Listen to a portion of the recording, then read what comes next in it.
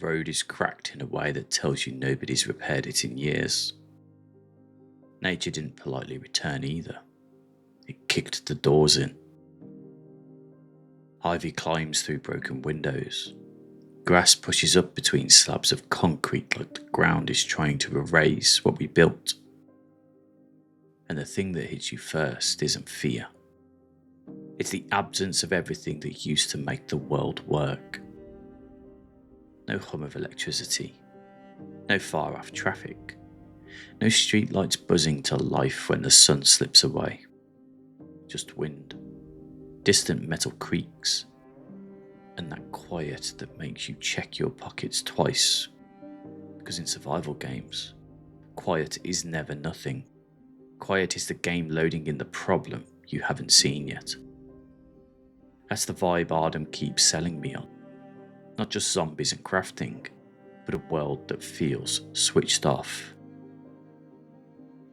Because Ardem isn't trying to be a kind of survival game where you simply endure. It's aiming for something more specific. You survive long enough to start restoring. Ardem's setting is built around a virus.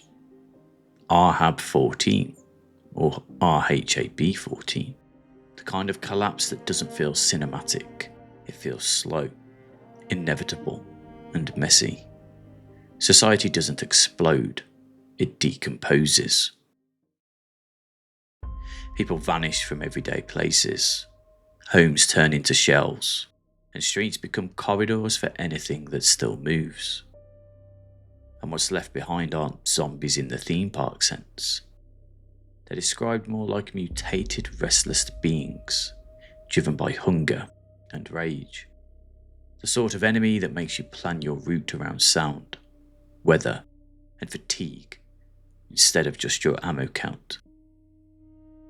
That detail matters, because it frames the whole experience.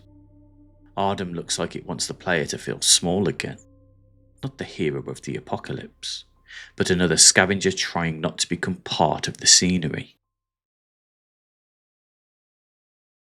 So the map is pitched as 64 kilometers squared, handcrafted, packed with hundreds of unique locations. That's a big claim.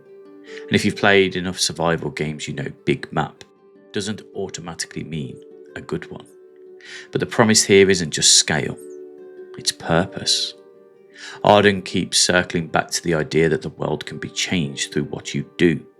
So repairs, restoration, power, infrastructure. Not just loot it and leave, but touch it and it stays touched. That's the kind of hook survival players obsess over, because it turns a map from a backdrop into a project. A place doesn't just become the town with the pharmacy, it becomes your town, the town you lit up again, the place you risk blood and calories to reclaim. Most survival games are built around one addiction: progress. First you're hungry, then you're stable, then you're comfortable, and then you're building something you don't want to lose. Ardem's twist is that progress isn't only your inventory and your base walls, it's the electricity.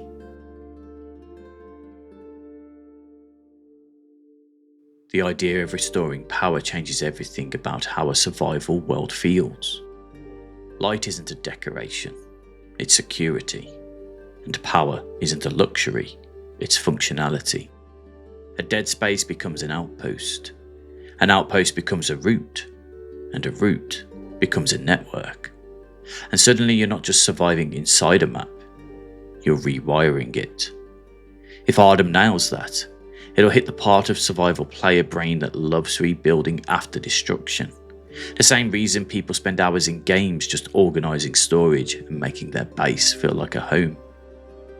Ardem is leaning into survival systems that punish sloppy decisions. So that's dynamic weather, temperature, and clothing being part of survival. That's the kind of detail that doesn't sound exciting in a bullet list, until you're out on a long run. The weather turns, and you realise the run you planned was built on one wrong assumption. Survival fans know that feeling. That moment where you're not fighting an enemy, you're fighting the clock, the cold, your hunger bar, and the distance back to safety. And the game doesn't need to scream at you for it to be tense. The tension comes from the fact that you chose to go out there in the first place. So Ardem has multiple ways to keep yourself alive. Go hunting, fishing, gathering, and growing crops. That matters because good survival games let players become different kind of survivors. The nomad who lives out of a backpack, the farmer who turns danger into routine, the scavenger who knows every good building on the map, and the builder who makes a home so strong it becomes a landmark. When a game supports that variety, it stops being a survival game. It starts being a survival world. One where players don't just optimize, they settle into their own identities. So let's talk about vehicles. They're not just a convenience in a survival game, they're a power shift. Look at DayZ. You could be running in from the coast, trying to find whatever scraps and loot, and you see a squad rolling in a car. They feel superior to you. Because a working vehicle means your world expands. It means supply runs become projects. It means you can haul more, go further, and come back with enough to actually change your situation instead of barely maintaining it. Ardem positions vehicles as a core part of its survival loop. You're going to have to repair them, use them, even upgrade them. And that's the kind of system that creates stories without trying. The run where you're limping home on fumes.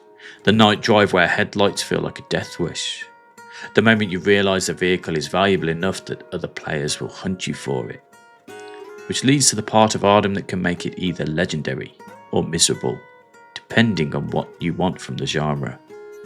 So it's planned to support solo and co-op, plus online servers with up to 64 players at launch.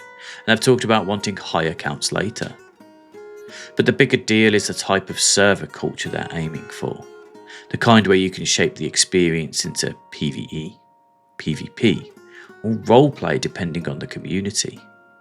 And that's where survival games become more than mechanics, because the most memorable survival stories aren't about zombies.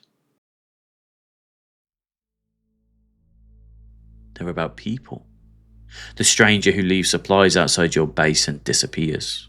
The group that offers protection for a price. The friendly player who learns your route and sets up an ambush. The server that slowly forms towns, factions, and grudges. A game with base building, vehicles, and persistence doesn't need scripted quests to create drama. It just needs enough systems that players start caring about what they've built. If Ardem's restoration systems are real, if power and repairs matter, then conflict won't just be about loot. It'll be about territory, access, safety, and control. That's the good stuff. One of the more interesting things Ardem has done publicly is pivot its tone based on feedback, shifting visuals towards a more realistic look, and swapping enemies that were once robots for zombies, with talk that human threat like bandits could be part of the world later. Whether you love or hate big pivots, it signals something survival players always watch for. Does the game know what it wants to feel like? Ardem is clearly trying to feel grounded, bleak, physical, like you can smell the wet concrete and rust. That's the kind of tone that makes survival games stick, because it makes every small win feel earned. So right now, Ardem is planned for early access on Steam in the second half of 2026, with an expected price in the $20 to $30 range. That's the current target. And like any survival game headed into early access, it's going to live and die by iteration. So if you're the kind of player who loves being there early, learning the systems before the meta calcifies, your move is simple. Hit wishlist on Steam. Keep an eye out for playtests, and watch how the devs respond once real players start breaking the world in real ways. Because the best survival games aren't perfect at launch, they become great when the loop is strong enough that players keep coming back, and the devs keep sharpening the edges instead of sanding them down. So why am I doing this video? Why does Ardem have my attention? Plenty of games can give you zombies, crafting, and a big map. Ardem's pitch is more personal than that. It's the fantasy of walking into a dead world and slowly making it functional again. Not by completing quests, but by doing the work. Turning darkness into light, turning unsafe into defensible, turning ruins into routines. If you've ever loved that feeling in survival games, the moment the base finally feels like home, the storage is organised, the generator running, and you can breathe for a second. Ardem is aiming straight at that moment. And the real question isn't, will you survive? It's this: what kind of survivor are you going to become when the lights finally come back on?